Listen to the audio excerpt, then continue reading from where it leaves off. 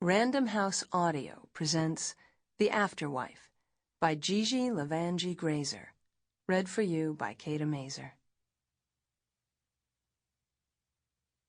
Prologue.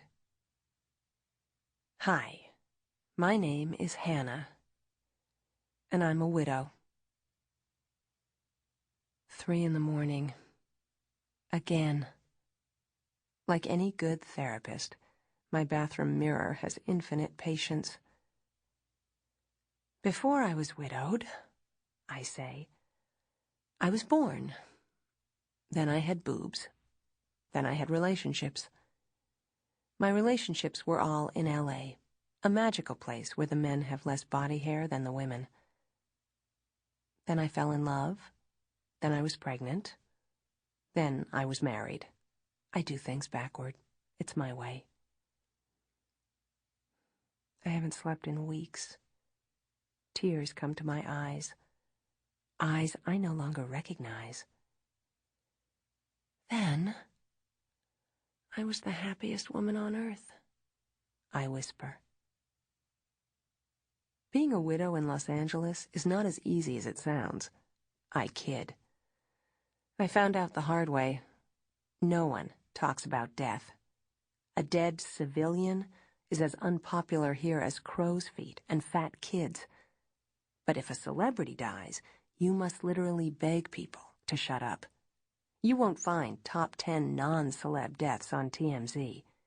Civilians don't die from a phenobarbital injection administered by a personal anesthesiologist, or from ingesting Vicodin and champagne with a crack chaser. When our time comes, it's without bells and whistles, pomp and circumstance, vodka baskets and tranny hookers. Try this LA party trick. At your next soiree on a Malibu deck, or in a Los Feliz garden next to a koi pond, or, like me, attempting a downward dog at a Santa Monica hip-hop yoga class saturated in tramp stamps, drop the line, "My husband just died, thank you," when someone asks how you've been. Then watch them scatter. And now, I tell my reflection, my captive audience, the one who listens.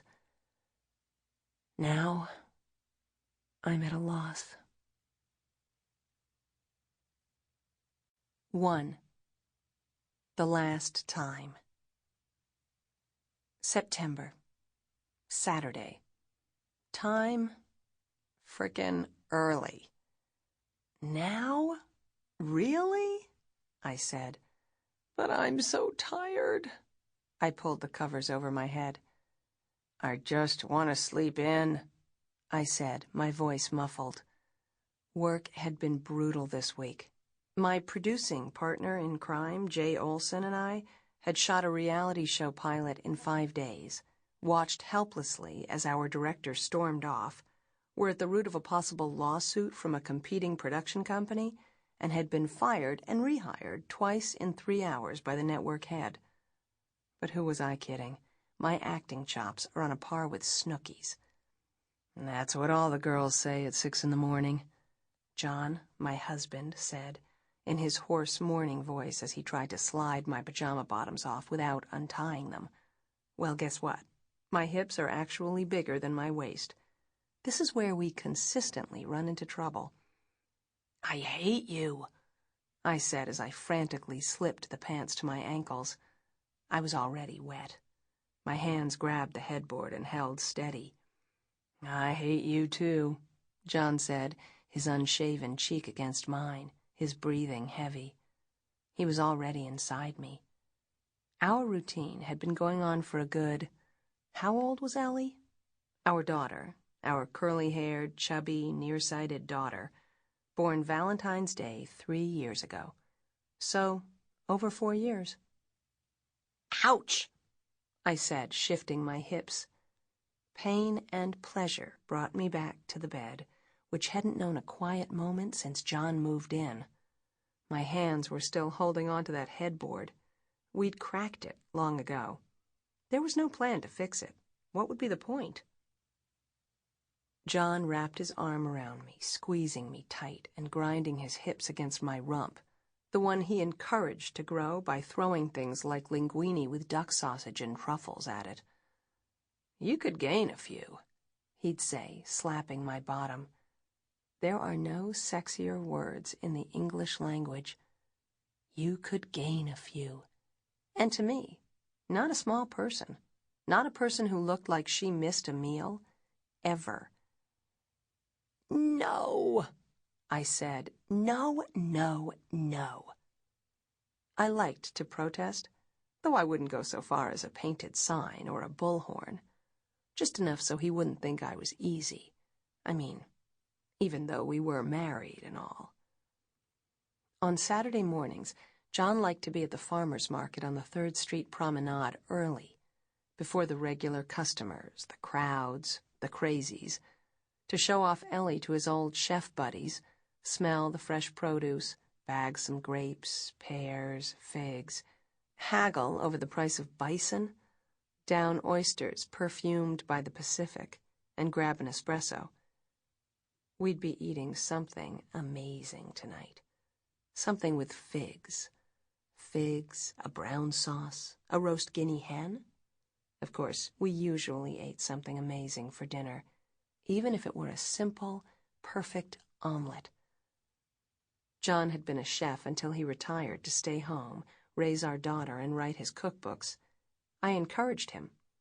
He'd mesmerized me from the get-go, using his powers of mind control, his slight pooch, his manly forearms, and his penis wand. God damn, my husband's hot.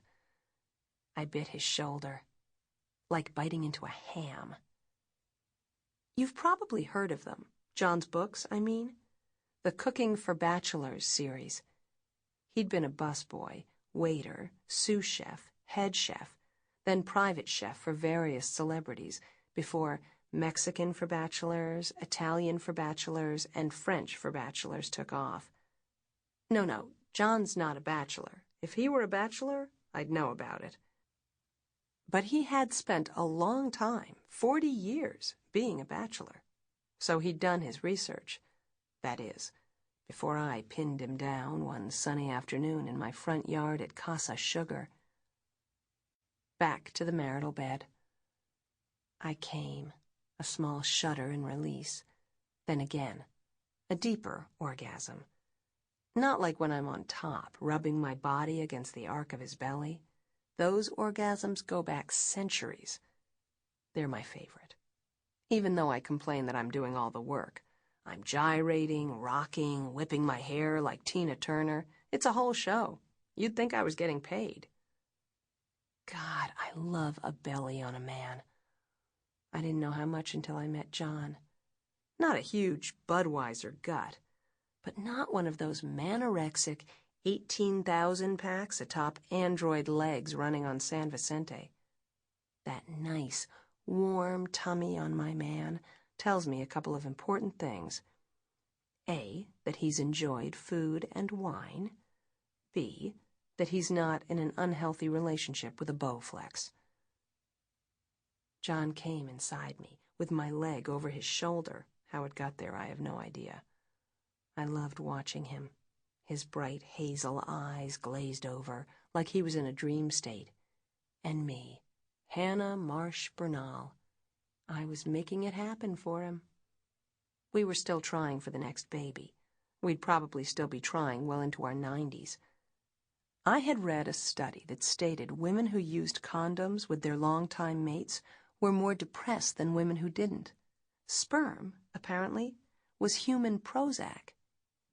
Good news for me. We'd gotten a baby and years of me walking around in a drugged stupor out of it. I truly believed there was something stored up in his body that settled me. If we hadn't had sex in a few days, I would tell him people's lives were at stake. I would tell him the angels would cry if we didn't make love. Close to 200 pounds of masculinity slowly rolled off my body, and there I remained, breathless. I closed my eyes. Let that be a lesson to you, I said, barely above a whisper. John kissed my cheek and nuzzled my neck. Sample complete. Ready to continue?